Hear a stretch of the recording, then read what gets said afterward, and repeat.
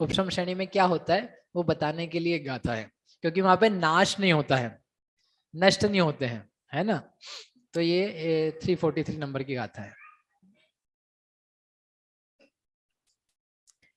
खविणं वाव समणे णवर्य संजलन पुरि समाजमे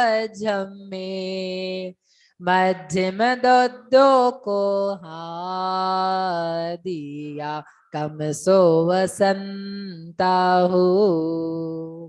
खवणम वा क्षपण की भांति, उपशमणे उपशमन में होता है, लेकिन यानी गुणस्थान वैसे ही बनते हैं, कार्य लगभग जो जो नाश के होते हैं उसकी बजाय उपशमना के होते हैं, नाश जैसा होता है उसकी बजाय उनका उपशमन किया जाता है। तो नवरी विशेषता इतनी है कि संजलन पुरुष मध्यम में, संजलन और पुरुष पुरुष वेद और मध्यम में यानी मध्य की जो दो कषाएं हैं उनमें मध्यम दो दो, मध्य की दो दो के साथ का कोहा दिया क्रोध आदि के साथ में तमसो उपसंता क्रमशः उपशमन किया जाता है। उपशमन किया जाता है यानी क्या है कि कर्म सत्ता में है, उदय के निषेक भी लगे हैं, लेकिन उपशम श्रेणी में जाना है यानी 11वें गुणस्थान को प्राप्त करना है। 11वां गुणस्थान यानी जहां पर कर्म जो मोहनीय है उसका एक भी परमाणु उदय को प्राप्त ना होवे, कितनी देर के लिए, अंतर मुहूर्त काल के लिए।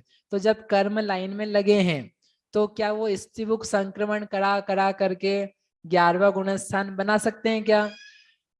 जो अभी मैंने आपको बताया था, एक निषेक लगा है, एक लाइन लगी है, उच्च गोत्र में नीच गोत्र आ रहा है और नीच गोत्र का उदय नहीं आ रहा है, तो क्या उसी प्रक्रिया के द्वारा 11वां गुणस्थान लाया जा सकता है? नहीं लाया जा सकता है। क्यों नहीं लाया जा सकता है? क्योंकि नीच गोत्र में को उच्च गोत्र में मिलाया है, तो उच्च गोत्र का तो उदय आ रहा है ना। तो यदि हम बाकी सारे कर्म लें मोहनी के, तो उसको यदि आपको हटाना है तो आपको किसी न किसी कर्म में मिलाना पड़ेगा, और मोहनी तो मोहनी में मिलेगा, तो किसी में भी मिलाओगे तो उसका उदय आएगा। उदय आएगा तो वीतरागता कैसे होगी? उदय आएगा तो 11वां कैसे बनेगा? 10वें तक बन सकता है, लेकिन पूरा का पूरा मोह के अभाव रूप दशा स्थिति वो कैसे बना पाओगे? वो नहीं बन सकती है। इसलिए उपाय दूसरा करना पड़ता है। क्या उपाय करना होता है? खाली कर दो, जगह खाली कर दो, जगह खाली कर दो। कैसी जगह खाली कर दो? अब यहाँ डायग्राम नहीं बनाया हमने, लेकिन आपको ऐसे ही समझा देते हैं। ऐसे समझा दूं ना, जैसे एक समय से लेकर के वर्तमान समय से लेकर के 100वें समय तक कर्म के निषेक लगे पड़े निरंतर कर्म में उदय में आने के लिए।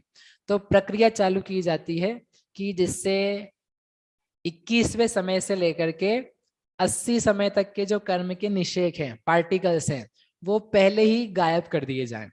पहले के पहले उनको क्या कर दो? हटा दो, वहां से जगह खाली कर दो, स्पेस बनाओ। उसको बोलते हैं अंतर करना, अंतरायाम बनाना। तो कितने कर्मों का करें? जितने मोहनी के कर्म हैं, 21 मोहनी के कर्म बाकी हैं।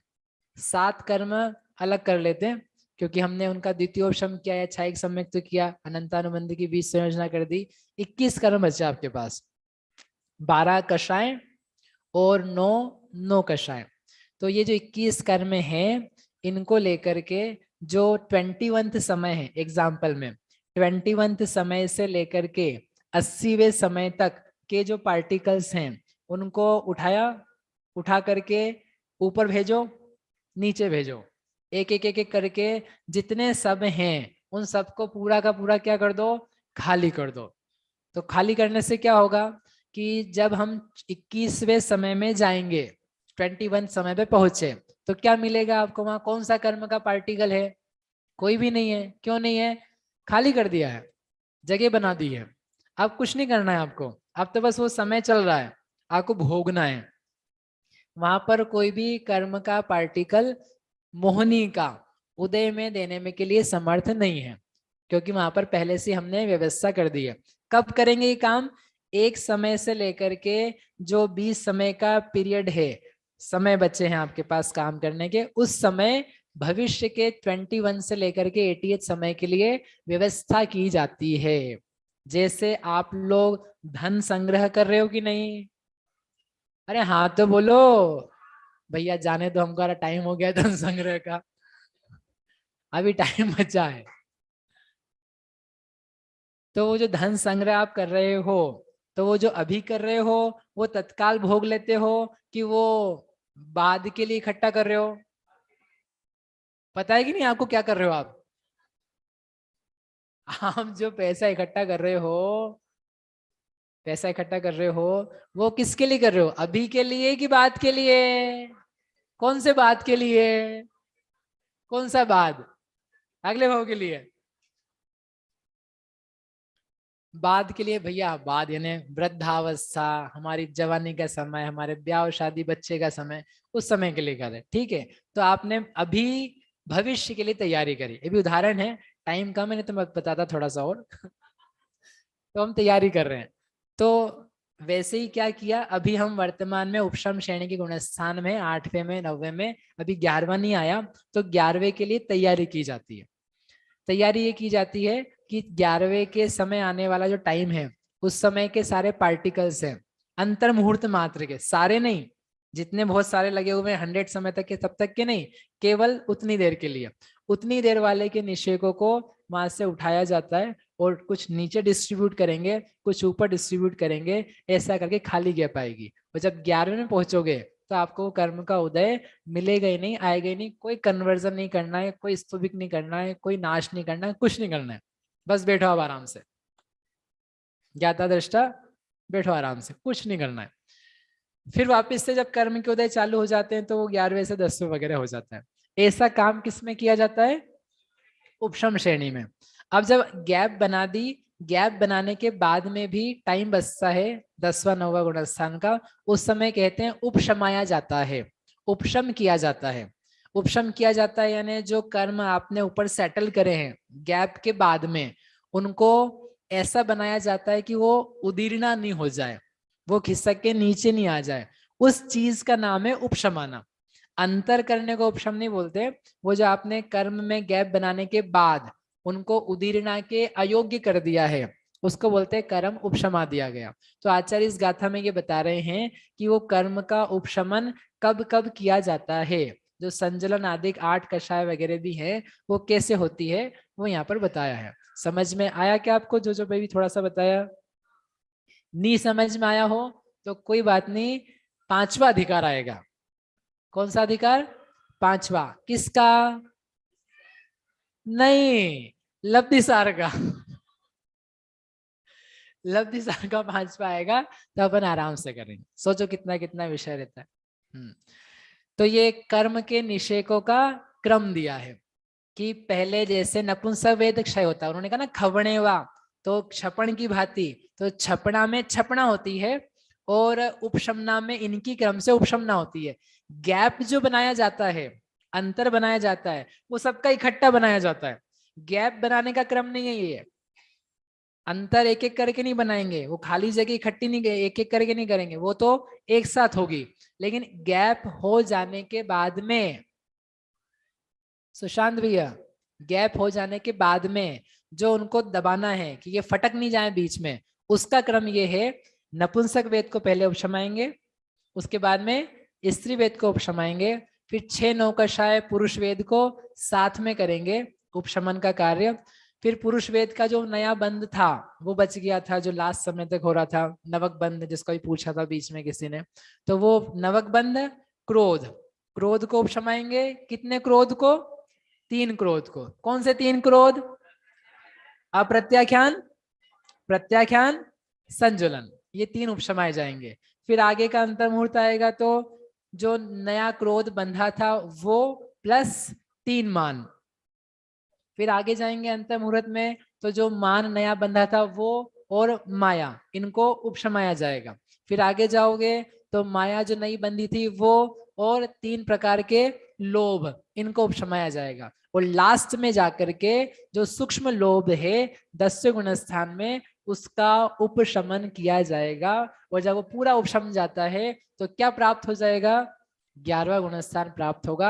अब सारा कर्म गायब भी है और जो है सत्ता में वो सारा सोया हुआ है, उपशमना यानी उसको सुला देना, दवा पिला करके उसको सुला दिया। सुला दिया तो अभी वो उठने वाला, कई माताएं अपने घर में बच्चों को सुला सुला के आती है, सो जा बेटा क्लास में, जाने दे उनको। तो ऐसे कर्म को क्या कर दिया हमने, सुला दिया। इस प्रकार से उपशम श्रेणी में कर्म का नाश तो नहीं होता है, लेकिन कर्म के उदय का अभाव हो जाता है।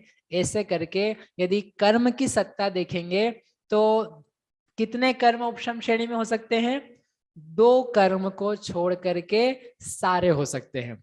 देवायु, सॉरी नरकायु और तिरंचायु, इन 2 कर्मों को छोड़ करके 146 प्रकार के कर्म उपशम श्रेणी में संभव हैं। ये एक प्रकार का मत है। एक और व्याख्या है कि अनंतानुबंधित तो नियम से जाएगी ही, तो उसकी अपेक्षा से 142 कर्म उपशम श्रेणी में पाए जाते हैं। दोनों प्रकार के उपदेश उपलब्ध हैं। इस प्रकार से ये सत्व विच्छुत्ति की गुणस्थान में प्ररूपणा समाप्त हुई। आपको कोई प्रश्न हो तभी मैं रुकूंगा, तब आप पूछ लेना। अब सत्व विच्छुत्ति ओघादेश से, तो ओघ का कथन हुआ, क्या करेंगे इसके आगे, अब आदेश में करेंगे। तो आदेश अपन शाम से चालू करेंगे, लेकिन आदेश इसका बहुत सरल है, जल्दी समाप्त हो जाएगा। उसमें सत्व विच्छुत्ति बतानी भी नहीं है, ज्यादा करके आपको सत्व असत्व बताना है कि यहाँ सत्व कितना असत्व कितना, क्योंकि विच्छुत्ति वाले गुणस्थान बहुत कम जगह पर है। ठीक है, अब मुझे आपको होमवर्क देना है, लेकिन मैं आपका ज्यादा टाइम नहीं ले सकता हूँ। आप लोगों के चक्कर में कल पता है क्या हुआ, डांट पड़ी मेरे को। भाई आप लोग बैठे रहे इतनी देर तक, 9:15 तक, और मैं चलाता रहा। तो मेरे पिताजी बोले बाद में, क्या कर रहे हो ये काम नहीं चलेगा, ये बिल्कुल ठीक नहीं है। मैंने कहा ठीक है, अब लोग बैठे थे तो हम भी बैठे थे। तो बोले किसी को कुछ भी समझ में नहीं आया। तो अभी 10 बज गई है, अपना टाइम यद्यपि 10:15 तक का है, तो आई होप कि आप लोग मुझे डांट नहीं पड़वाना चाहते होंगे। तो यहीं तक करते हैं। लेकिन अपन जो लास्ट में कल बताया था, अभी पास 2 मिनट 5 मिनट है, कि शाम को आपको करके लाना है इंद्रिय मार्गणा। इंद्रिय मार्गणा में एकेंद्रिय, विकलत्रय में से एक और पंचेंद्रिय में से एक। अब है ना, वो जो आपको बनाना है ना, उसको सिंप्लीफाई कर लेते हैं। अपन ने गाथा तो पढ़ ली थी। आप एक काम करना, 122 लिखो पूरी आप। तो क्या आपके सामने कितनी प्रकृतियां हैं, 122। 122 में से फिर माइनस करो, क्योंकि फिर वो 21 ली आपने, 71 ली, और उसमें क्या जोड़ा था क्या घटाया था, वो सारा जम्बलिंग होती है, वो सारा समझ में नहीं आता है। तो आप हर बार जब आपको निकालना है तो आप क्या कर सकते हो, 122। एक काम ये कर सकते हो आप, एक ही मार्गना में जो आप चल रहे हो, तो उसमें जो बेस बनाए हैं वो तो तत्काल ताजा रहता है, तो वहां पर आप ले लो एक दूसरे का बेस। लेकिन यदि मार्गना से दूसरी मार्गना में जा रहे हो तो फिर से नया वहां पर चिट्ठा खोल लो, कच्चा चिट्ठा फिर से खोल लो। 122 में क्या उदय योग्य है क्या उदय योग्य नहीं है। ज्यादा मेहनत जो आपको करनी होगी वो नाम कर्म में रहेगी। ठीक है, तो शाम को बना के लाना है। काय मार्गणा की गाथा है, काय मार्गणा की गाथा शाम को पढ़ेंगे। एक नियम आपको बता देता हूं लेकिन, कि जो प्रकृतियां हैं नाम कर्म की, कुछ ऐसी है जो पर्याप्ति पूर्ण होने के बाद में उदय में आती है। परघात, व्याहयोगति, स्वर, उच्छ्वास, उसके अलावा उद्योत, आतप, और व्याहयोगति तो हो गई ना, ये सब। तो जब यदि कोई गुणस्थान ऐसा हो जहां पर पर्याप्ति पूर्ण ही नहीं हो रही हो, पहले ही समाप्त हो रही हो, तो तत्संबंधी प्रकृतियों की विच्छुत्ति आपको पहले करनी पड़ेगी। उदय वाले से कह रहे हैं अपन, ये उदय वाले के अंतर्गत, क्योंकि वो काम आएगा आपको। निद्रा भी इंद्रिय पर्याप्ति के बाद आता है। स्वर बोल दिया ना, सुस्वर दूसरा सब। आज के लिए सूचना है, 1 बजे से कक्षा लगेगी। 1 बजे से गणित की जोरदार धुरंधर कक्षा लगेगी श्रद्धा जी के द्वारा।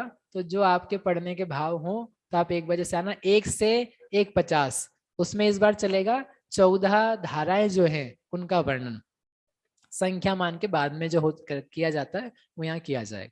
कोई प्रश्न हो किसी को तो ये जिनवाणी स्तुति करते हैं, उसके बाद आप रुकना, अपन कर लेंगे।